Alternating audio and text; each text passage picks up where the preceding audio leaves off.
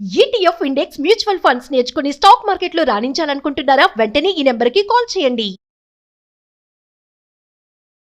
నమస్తే, welcome back to Suman TV. ప్రస్తుతం మనతో పాటు ఉన్నారు తోడు నీడ ఆర్గనైజేషన్ నుంచి ఫౌండర్ రాజేశ్వరి మేడం. మేడంతో మాట్లాడదాం. నమస్తే అమ్మా. నమస్తే నవీన. మేడం, కొంతమంది భర్తలు భార్యల మాట వినరు, అసలు వాళ్ళకి ఇంపార్టెన్స్ ఇవ్వరు. 10 మందిలో కూడా వాళ్ళకి కొంచెం వాల్యూ ఇచ్చి మాట్లాడరు. అరే ఇంతమందిలో దీని గురించి ఇలా మాట్లాడకూడదు, తర్వాత చూసుకుందాంలే అనే ఆలోచన ఉండదు. ఎందుకు ఇంపార్టెన్స్ ఇవ్వరు అంటారు? అసలు భార్య మాట ఎందుకు భర్త ఎవరు అంటే ఆడదానికి అసలు మాట ఏంటి, దానికి ఒక ఆలోచన ఏంటి అన్న భావన చాలా మందిలో ఉంది ఇప్పటికి కూడా. అంటే ఆడది కూడా మాట్లాడటమేనా? ఆడది ఎందుకు మాట్లాడకూడదు కాదు, ఆడది కూడా మాట్లాడటమేనా? దాని మాటకు ఒక విలువేంటి? మా తాతగారు ఎప్పుడు మా అమ్మమ్మని తిడుతుంటారు, నీకెందుకు వంటింటే పో, నువ్వు వంటింటే పో అంటే వంటిలో ఒక్కటే ఆవిడ సామ్రాజ్యం. అక్కడ తప్ప ఆవిడ వీధి గదిలోకి రావడానికి వీల్లేదు, మాట్లాడడానికి వీల్లేదు. సలహా సంగతి అసలే లేదు. ఏదో మన వాళ్ళు చెప్తారు చూడు, కరణేష్ మంత్రి అంటారు, మంత్రిలాగా సలహా ఇవ్వచ్చని. వినేవాడేవాడు ఏదైనా చెప్తే నీకు అవసరమా ఇవన్నీ, నీకెందుకు లోపల పో, నీకెందుకు వంటింట్లోకి పో అని తిట్టడమే అలవాటైంది. ఒక 100 సంవత్సరాల కిందట మేల్ డామినేషన్ ఉండేది మన దేశంలో. అంటే పితృస్వామ్య వ్యవస్థ అనే వాళ్ళు చూసావా, అలాగా తండ్రి మాటే, అదే ఆ ఇంటికి యజమాని ఎవరైతే పురుషుడి మాటే చలామణి. పిల్లల చదువులైన వాళ్ళ ఇష్టమే, ఇంటి వ్యవహారాలైన వాళ్ళ ఇష్టమే, పెళ్ళైన వాళ్ళ ఇష్టమే, ఏదైనా వాళ్ళ ఇష్టమే.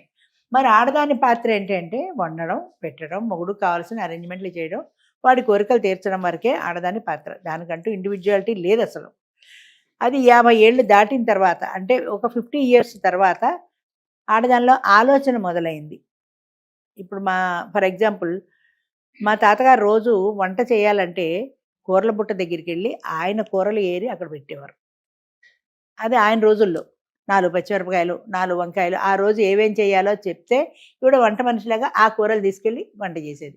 ఈ కూర కాదు నేను ఆ కూర చేస్తా అనే స్వతంత్రం లేదు, అసలు ఆలోచన కూడా ఆవిడకి లేదు.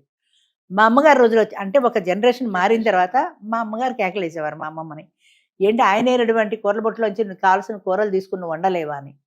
ఆవిడేమనేదంటే, పోన్లే అమ్మ నాకేం నష్టం, ఆయన ఇరిస్తే అదే వండుతాను, నాదేం పోయింది, ఏరే పనే తప్పింది నాకు అని అనుకొని ఆనందపడేదే కానీ నాకు స్వతంత్రం లేదన్న భావన ఆవిడలో లేదు. జనరేషన్ గ్యాప్లో ఆవిడ ఆలోచన అంతే ఉండేది. ఈ జనరేషన్ మారిన తర్వాత మా అమ్మగారు రోజులు వచ్చిన తర్వాత అలా ఎందుకు చెయ్యాలి, మనకి ఇష్టం వచ్చిన స్వేచ్ఛ మనకు లేదా, మనకి నచ్చిన కూర మనం వండే స్వేచ్ఛ మనకి లేదా అన్న భావన ఈవిళ్ళలో వచ్చింది. అంటే ఒక తరం మారేటప్పటికీ ఆలోచన విధానం మారింది. మా అమ్మగారు రోజులు వచ్చేటికి ఆవిడ కూరల బుట్టలోంచి ఆవిడకి ఇష్టం వచ్చిన కూర తీసుకుని వండే మార్పు వచ్చింది. ఆ తర్వాత ఇప్పుడు మా జనరేషన్ వచ్చిన తర్వాత వాళ్ళు ఒకవేళ సపోజ్ ఈవేళ ఈ బెండకాయ కూర చేయంటే, ఈవేళ వంకాయలు పాడైపోతున్నాయి, నేను వంకాయలే చేస్తాను, బెండకాయ రేపు చేస్తానండి అని తిరగబడి సమాధానం చెప్పేది మా జనరేషన్లో వచ్చింది. ఒక స్టెప్ ఎక్కువ అనమాట. అంటే ఈ కూర పాడైపోతుంది, మీకు తెలియదు కాబట్టి బెండకాయ కూర ఉండన్నారు, పాడైపోతున్నది వేస్ట్ అయిపోతుంది కదా, అందుకని ఈరోజు వంకాయ తినండి, రేపు కావాలంటే బెండకాయ చేస్తాను అనే మార్పు కాస్త తిరిగి సమాధానం చెప్పడం అనేది మా జనరేషన్లో వచ్చింది. మా పిల్లల జనరేషన్ వచ్చేటప్పటికి ఎందుకు చేయాలి ఇవాళ అని నేను చేయను, అసలు నేను ఇవాళ వంటే చేయను, స్విగ్గీ నుంచి ఆర్డర్ ఇద్దాం అనుకున్నా అనే జవాబు మా పిల్లల జనరేషన్లో వచ్చింది. అలాగా తరాలు మారుతున్న కొద్దీ అంతరాలు కూడా మారుతూ వచ్చాయి, ఆలోచన విధానం మారుతూ వచ్చింది. ఎందుకు చెయ్యవు అనే ప్రశ్నే లేదు మా తాతగారి రోజులో. ఇది చెయ్యి అంటే ఎందుకు చేయాలి అనే ప్రశ్న లేదు కదా ఆవిడ దగ్గర నుంచి. అలా వెళ్ళిపోయింది డామినేషన్. ఆ తర్వాత మా అమ్మగారు రోజులు వచ్చిన తర్వాత అదెందుకు చేయాలి, ఇదే చేస్తాను. అలాగా జనరేషన్ మారుతున్న కొద్దీ ఆలోచన విధానాలు మారుతూ వచ్చాయి.